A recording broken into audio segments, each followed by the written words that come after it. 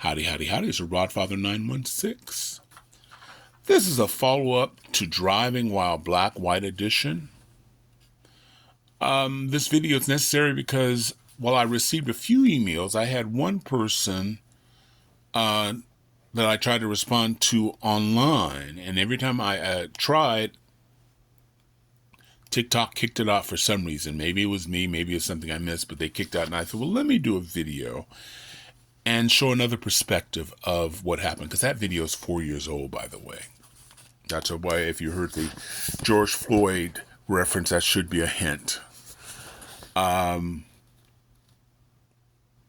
People really don't know. Not everybody knows in 2025 that police profile. It often comes down to who you know and who you associate with. Most people in the country live in communities where everybody looks like everybody else. White people live in white communities, black people, Mexican, Asians. We live in communities where we have something in common with each other, usually race, and we are comfortable in those communities. The downside of in those communities, or you live in if you live in a mono world, is that you're not exposed to different people. That exposure brings us into a different world. Because I assure you, people of color have stereotyped whites. They have mixed feelings about whites. Other races about other races until you're exposed. A lot of my friends would get very upset when I'd say that. Because I can generally tell if a person's been around a different race, whether he's been around different black people or Asian people, but I can generally have a sense.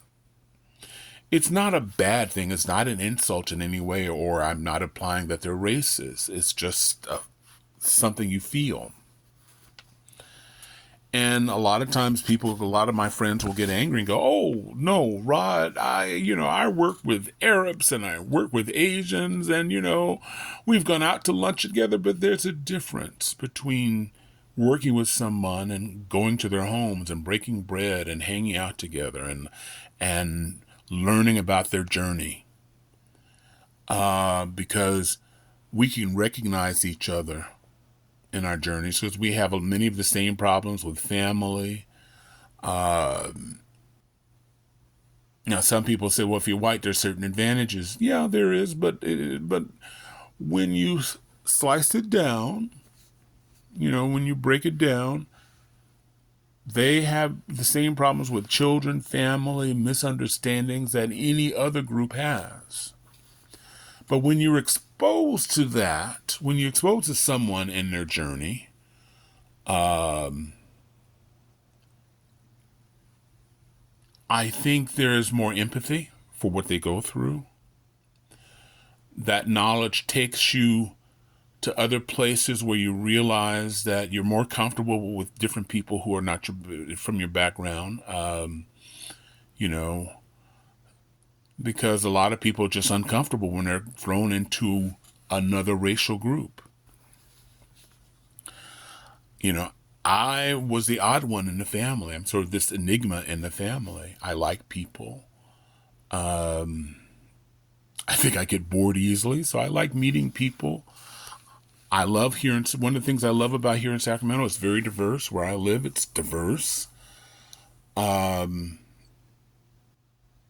Now, many people of color and many people who go outside of their race, like if you're white and you have black friends or Mexican friends, you bring a little suspicion to yourselves from your own community. Like all of a sudden your family and friends are like, why are you hanging with those black people or those Mexican people? Is he trying to be black? And there's a hint of mistrust I've experienced because, I have white friends and Mexican friends I've known all my life. And I've gotten it through the years. Oh, Rodfather speaks white, because he's been hanging around these white people. He thinks he's white. I'm suspect because I have all these friends that are not black. maybe I'm ashamed of being black. And one of the great things about having friends with different races, of different backgrounds, is you discover you're not in a wilderness. You find that they're experiencing the same thing. And, you don't challenge it because it's an endless conversation. It's an endless argument. But one example I'll give is a friend of mine. I've known her since I was like 20 years old, which means I've known her 2 years. Leave me alone. But in high school, she liked hanging out with black people. She liked the music. Most of her friends were black. And this was a problem where she lived because she was the only one in the family that had black friends or any friend that wasn't Mexican. And her sisters gave her a hard time. She had a large, large family. Her father was concerned because maybe, like a lot of fathers, well, you mess around with this person at a different rate. I don't want to have a mixed baby. And I married out of my race. So years and years we lost contact, and she married an Asian man, and I married a white woman. And one day we just started talking. It was just laughing. Just ignorance is not exclusive to any one race. It's just there. Again, if you're not exposed to these people, you just have this what you know is what you've seen on TV or what you've heard. But once you start meeting other people, and it just gets easier. And, I'm not advocating people should do that, but it works for me. Like, I just want to I couldn't live in a community where it was just segregated. I just couldn't. It doesn't mean I hate my race. It's just, I'm blessed that my kids grew up. They're all grown now, but they grew up. They grew up with different people, all of them. They've grown up with gay people. They're not afraid of gay people. Different religions. My daughter, when she was in high school, she had a posse. I think there were whites, Indians, blacks, and she's mixed raced. And where she learned about different races and backgrounds. But that's why people don't understand profiling. I was blessed to travel, I think it was either 2012 or 2015. 2012 or 2015, and I drove across the country in a rented Volkswagen Passat. And I was in West Virginia. West Virginia and Mississippi are probably the two poorest states in the United States. They're mirrors of each other. Mississippi is mostly black, and West Virginia is mostly white. And I'm in West Virginia, which is just poor than poor. I've never seen a poverty like that. One day I will drive and spend a lot of time in Mississippi, but I've never seen poverty like that. And I was in a donut shop, and they were out of donuts, but they were making fresh glazed ones. I'm a fat boy, hey. And there were two police officers, and they were having a discussion, and I'm drinking my coffee slowly because I'm waiting for those hot glazed donuts. I'm just going to take them to go. And there was a white man walking in the parking lot, because this is like in a small shopping center. And one of the officers stopped what he did, and he goes, "Wait, I'll be right back."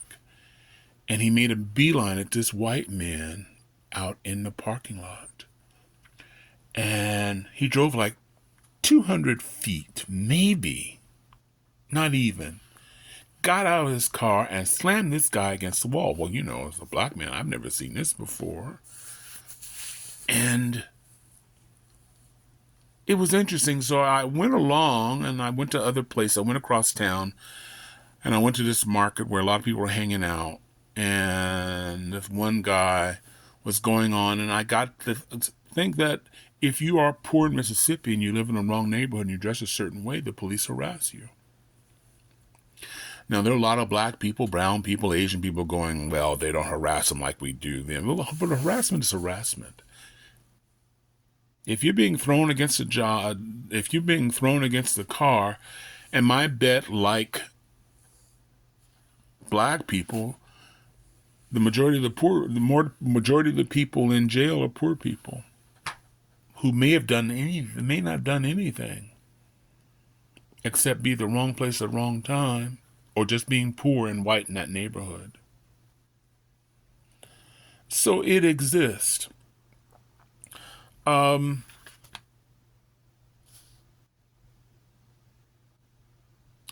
have friends that I known for decades, since college, who don't believe me.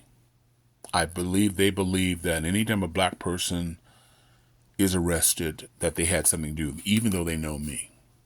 Now, these friends I know they don't have any friends of color. Just no. Can I be 100% sure? No, I could be wrong. But my gut tells me I'm the person of color they know.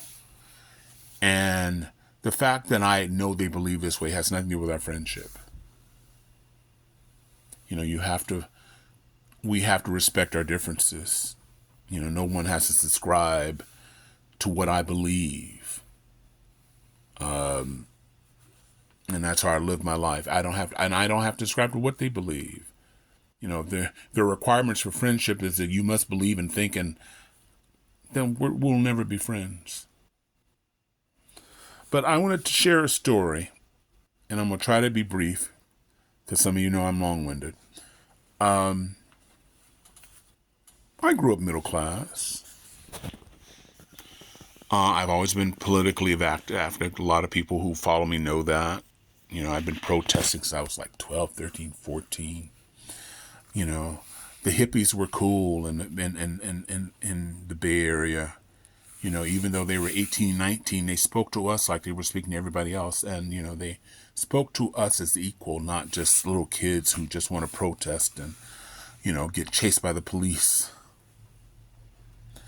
And so I got involved politically. And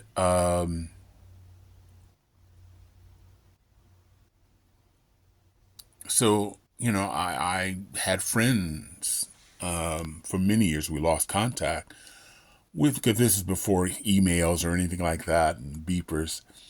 But I got to know a lot about white people and different white people. I always thought white people were rich. I think a lot of people think that watching on television. And there is even in 2025, there are a lot of people of color, who believe that most white people are rich and well off. Not true, but I would spend hours arguing with people. But let me tell you a brief story of how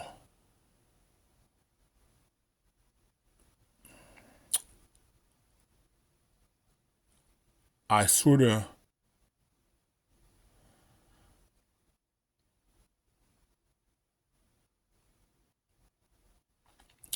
underestimated, or I can't think of the proper word, of really trashing a friend. A friend of mine I went to college with had hard times. He moved in with my wife and family. And he used to tell me all the time that the pigs, the white cops are stopping him all the time and getting arrested.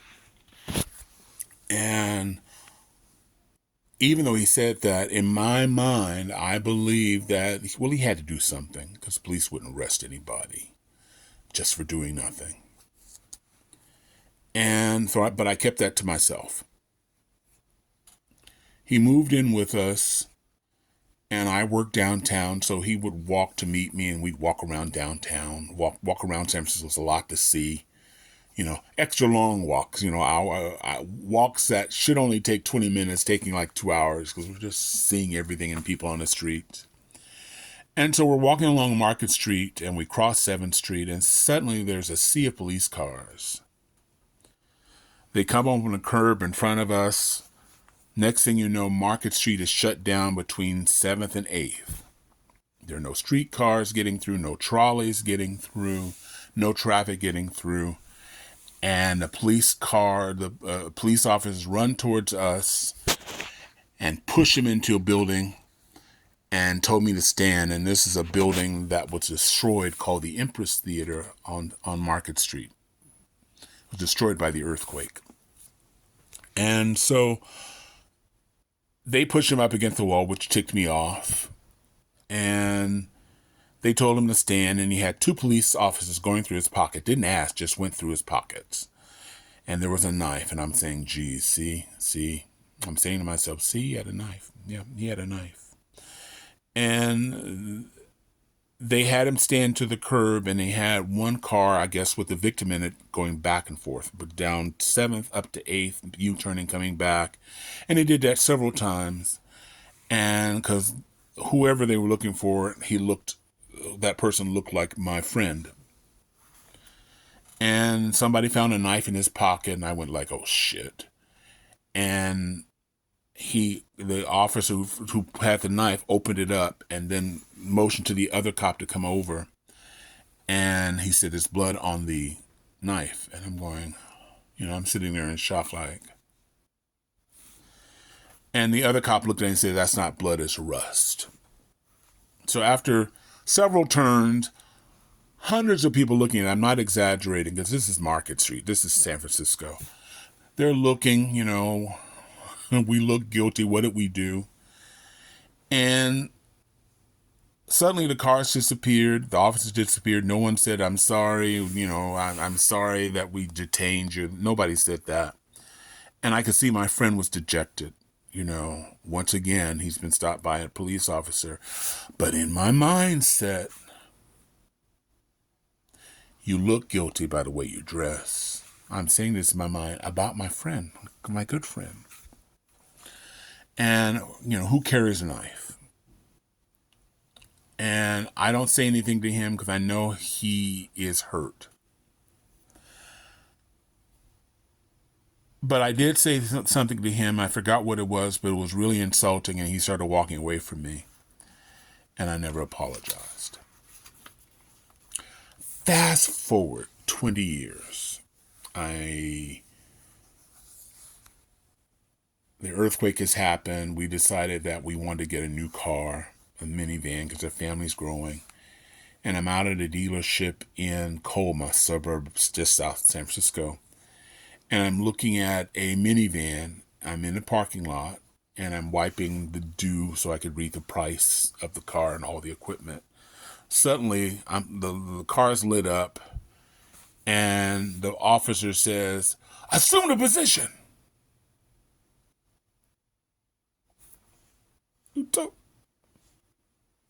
What's this assume the position bullshit? If I didn't, he said, assume the position. That light's all on me. I said, why am I stopping? What position are you talking about? He said, well, there are a lot of people go to the dealerships and they steal cars and they go inside. And why are you here? I said, well, if you notice, I'm out front. Like I'm on the first row. I'm looking at minivans and the price of minivans. I said, I'm not over that barbed wire fence. I couldn't climb it even at gunpoint. I couldn't believe I was stopped. So he left, no apologies. I'm irritated. Fast forward a couple of years, we're in Sacramento, one of the many refugees from the Bay Area, because we can't afford to live in the Bay Area, so we're in Sacramento. And I'm a night person. I worked graveyard for many years. It suits me. And sometimes I just drive at night. So I'm stopped by 2 cops in Sacramento in a neighborhood. And they asked me to come out. They asked me for my driver's license and they asked me to come out of the car. Me. I don't do anything. I'm as square as they come. asked me to get out. And I said, why am I being stopped? He said, well, there are a lot of prostitutes in the area and you fit the description of someone who's been going around here. And I was saying in my head to myself, how many 300-pound black men over 6 feet are around here? Because if they're around here, I want to know, because I want to find out where they buy their clothes. But I didn't say that. And I said, what prostitutes? Everybody in this neighborhood, everybody around here is asleep. There's not even a light on. They left and no apology.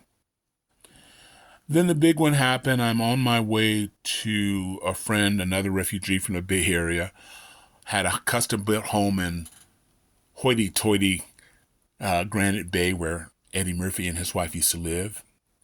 And I was looking for their address. I'm driving our new minivan. My son, who's probably between 8 and 10, is in the back.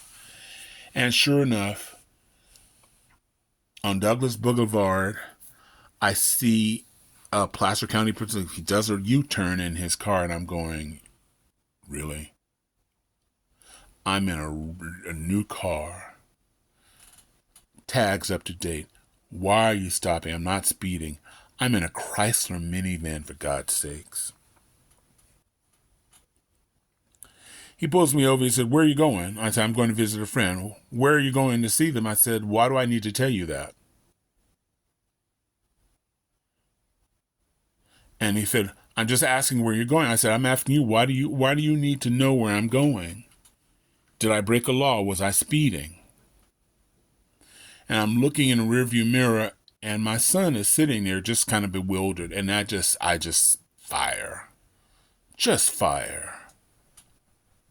And I remember writing my representative on the city council and saying, I need an apology.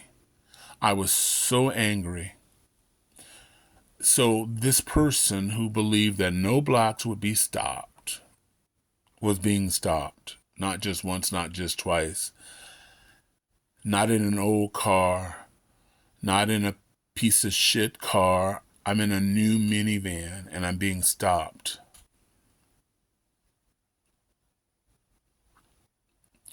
I've lost contact with my friend. I owe him 1,001 apologies. I didn't know. Now, some black people are going to look at you and like, brother, come on. You black. Ain't you black? Don't you know? I didn't know. So to answer all the people who say, well, don't they know they're profiling? I'm black. And I didn't know. I'm going to end here. This went longer than I planned. I'd like to hear what you think. No one has to believe me. This is a conversation. None of us have to subscribe to what I believe or what you believe. Just be respectful. I'd appreciate if you like, subscribe, follow, share, wherever you see this interesting face who in the early 90s, 80s, late 80s, early 90s didn't know. That's Rodfather. Wishing everybody love, joy, peace, and happiness. Have a happy 4th of July. Please be safe. At the end of the day, no matter what color, where we came from, the direction of this country, we're going to need each other. And it's not going to matter what neighborhood you live in. Thanks for watching. Bye.